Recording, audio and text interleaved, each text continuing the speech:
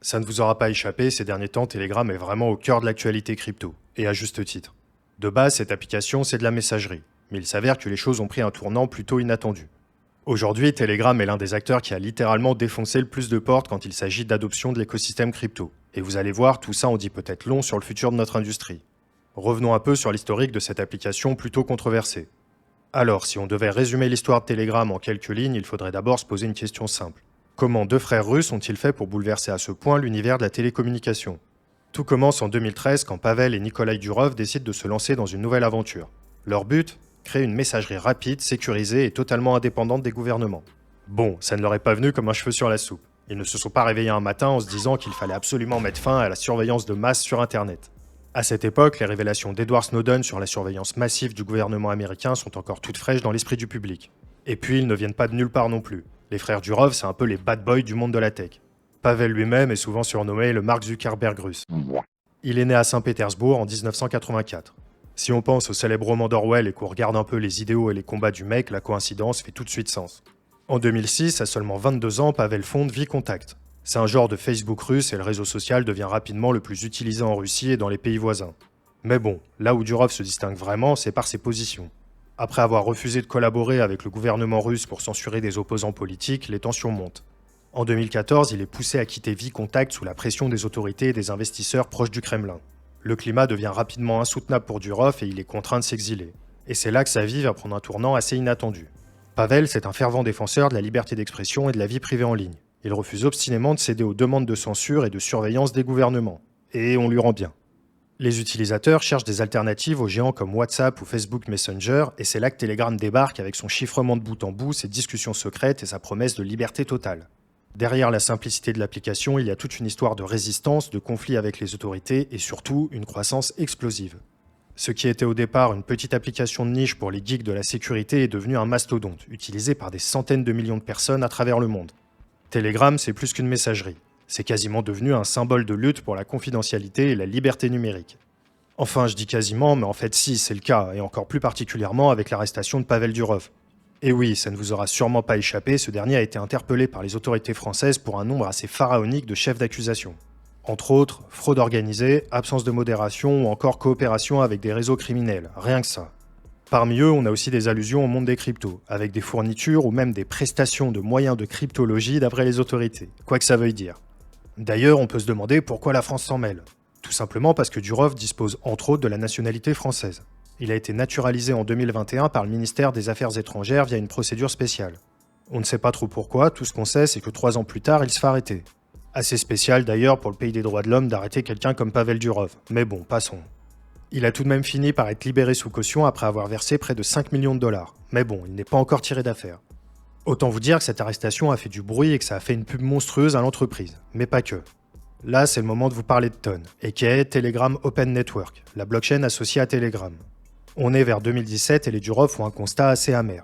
Aucun réseau blockchain n'est réellement capable de supporter la base d'utilisateurs énorme de Telegram.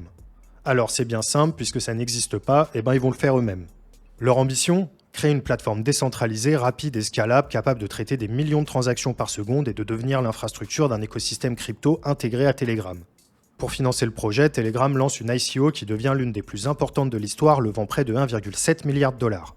Le token Gram était censé être au cœur de cette nouvelle blockchain révolutionnaire, mais en 2019, la SEC américaine s'en mêle. Le gendarme des marchés financiers finit par avoir gain de cause et inflige une amende de plus de 18 millions de dollars avec obligation de rembourser plus de 1,2 milliard de dollars aux investisseurs. Avec tout ça, le projet Ton est abandonné par Telegram. Mais bon, le peuple n'a pas dit son dernier mot. Des développeurs indépendants se mobilisent en masse pour reprendre le projet. Maintenant, c'est plus Telegram Open Network, mais The Open Network. Devenu un projet open source, Ton continue de se développer sans l'implication directe de Telegram. Fini le Gram, place au Toncoin. Et là, autant vous dire que le fonctionnement même de la blockchain est super novateur. En fait, vous pouvez interagir avec directement par le biais de bots sur l'application Telegram. Faut avouer que niveau simplicité, ça se pose là. Et le moins qu'on puisse dire, c'est que ça a beaucoup plu. Cette année, la TVL a littéralement explosé. On dirait bien que la stratégie de se servir de la base d'utilisateurs immense de Telegram a fini par payer. Et oui, ça fait forcément sauter énormément de barrières à l'entrée. Contrairement aux autres blockchains où l'utilisation de wallet et l'interaction avec des smart contracts peuvent sembler intimidantes, Ton vient mettre un coup de pied dans la fourmilière. On ne va pas trop s'attarder sur les aspects techniques, sachez juste que Ton est une blockchain en preuve d'enjeu, comme beaucoup d'autres, et qu'elle est calibrée pour accueillir un très grand nombre d'utilisateurs. Ton utilise le sharding, qui est une technique de plus en plus utilisée par des projets pour atteindre une scalabilité monstrueuse. En gros, pour illustrer ça, il faut imaginer une bibliothèque immense où un seul bibliothécaire doit gérer chaque livre, chaque emprunt et chaque retour. Forcément, ça prend du temps, et les gens font la queue. Avec le sharding, au lieu d'un seul bibliothécaire, on divise la bibliothèque en plusieurs sections, les shards donc, chacune avec son propre bibliothécaire. Chaque session est responsable de ses propres livres et visiteurs, ce qui fait que tout le monde peut être servi en parallèle, réduisant ainsi l'attente et augmentant l'efficacité. Pour les blockchains, c'est un peu pareil. Au lieu que chaque transaction soit traitée par l'ensemble du réseau, chaque shard traite un sous-ensemble de transactions accélérant tout le processus. Le sharding, c'est bien, mais ils vont encore plus loin en rendant tout ça dynamique. Une fois de plus, j'ai pas spécialement envie de rentrer trop dans les détails techniques dans cette vidéo, mais retenez que cette blockchain est conçue pour traiter un flux de transactions vraiment colossal. Et pour eux, c'est un enjeu crucial, parce que vu leurs ambitions, ils ne peuvent pas se permettre d'avoir une blockchain lente. La technicité, c'est bien, mais ce n'est pas la seule chose qui fait le succès de Ton. Évidemment, il faut regarder ailleurs. Et cet ailleurs, c'est bien sûr l'intégration native à Telegram. C'est carrément un coup de maître. Cette intégration permet aux gens d'envoyer et de recevoir des cryptos aussi simplement qu'en envoyant des messages à un ami. Mais ce n'est pas uniquement de l'envoi et de la réception. On parle aussi de l'utilisation de nombreux smart contracts, que ce soit pour faire de la DeFi, minter des NFT ou même jouer à des jeux vidéo intégrés à l'application. Il y a vraiment de quoi faire. Et puis ils ne se sont pas arrêtés là. Les airdrops ont littéralement arrosé tout le monde. Plusieurs projets ont distribué des centaines de millions de tokens à plusieurs dizaines de millions d'utilisateurs. Un Memcoin a même réussi à mettre la blockchain à plat en enregistrant des records de plus de 10 millions de transactions. En même temps, c'est du jamais vu. L'airdrop était pour tous les utilisateurs de Telegram. Oui, absolument tous. Que vous ayez créé un compte il y a 5 ans ou bien la veille. Mais là où Telegram a vraiment sorti son épingle du jeu, c'est quand ils ont développé leur propre wallet intégrée à l'application. Ok les gars, on ne fait pas de blockchain ni de token. Par contre, fournir les outils pour pouvoir utiliser tout ça, ça va, non? Tiens, et pourquoi pas en profiter pour vendre des collectibles. Genre des noms d'utilisateurs uniques par exemple. Le @Pavel a été acheté par @Founder, un crypto-entrepreneur qui a déboursé plusieurs milliers d'euros pour avoir ce nom d'utilisateur. Il a dépensé pas moins de 80 000 $ en tonnes pour acquérir le @Pavel et finalement l'offrir à Pavel Durov. Une bien belle histoire. À juste titre, le Financial Times a décrit l'application comme une entreprise crypto avec une activité de messagerie. Faut bien se dire qu'en 2023, près de 40% du chiffre d'affaires de Telegram venait de leur service de wallet intégré et de ses fameux collectibles. Autant vous dire qu'ils ont bien su surfer sur la vague.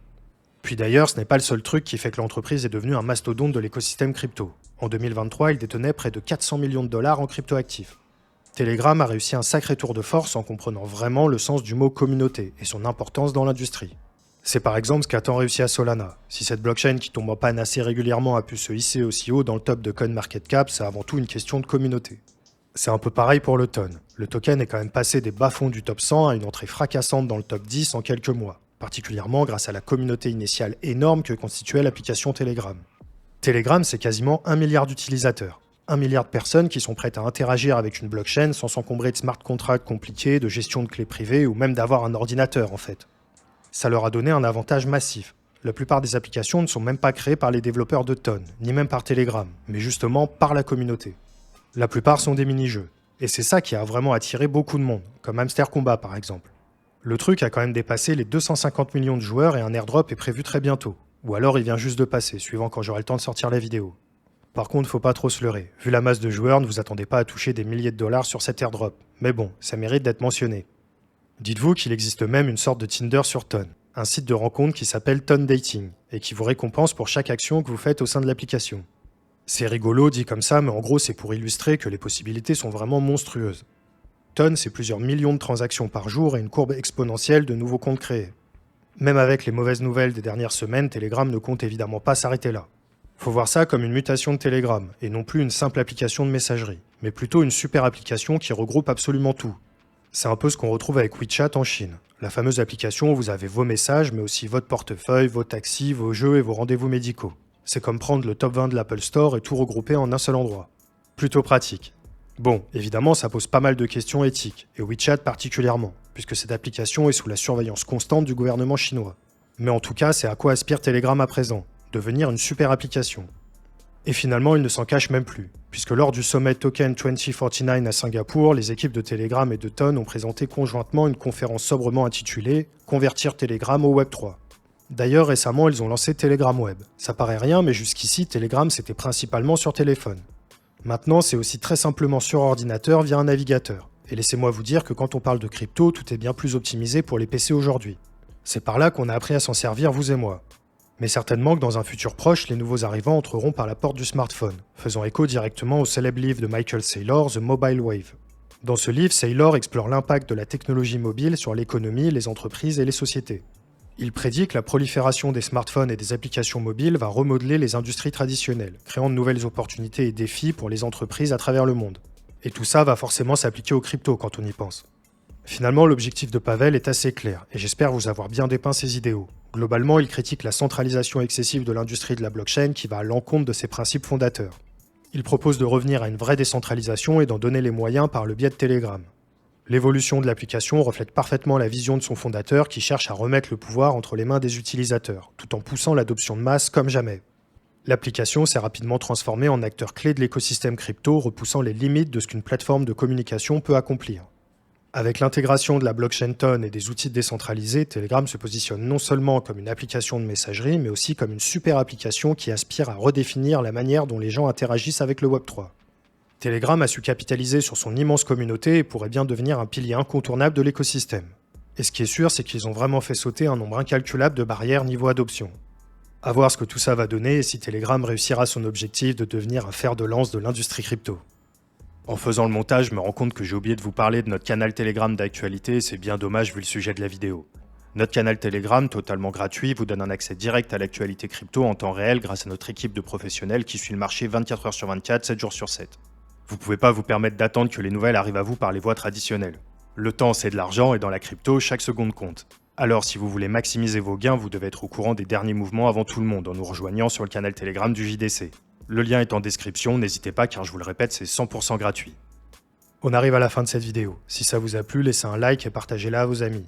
Je suis curieux de savoir si parmi vous, beaucoup utilisent Telegram pour la crypto. Dites-le moi en commentaire. Et si oui, j'aimerais aussi savoir quelle application vous utilisez. Encore merci à Thomas qui m'a aidé dans la réalisation de ce format. C'était Romain du Journal du Coin. On se retrouve très vite pour une prochaine vidéo. Bye.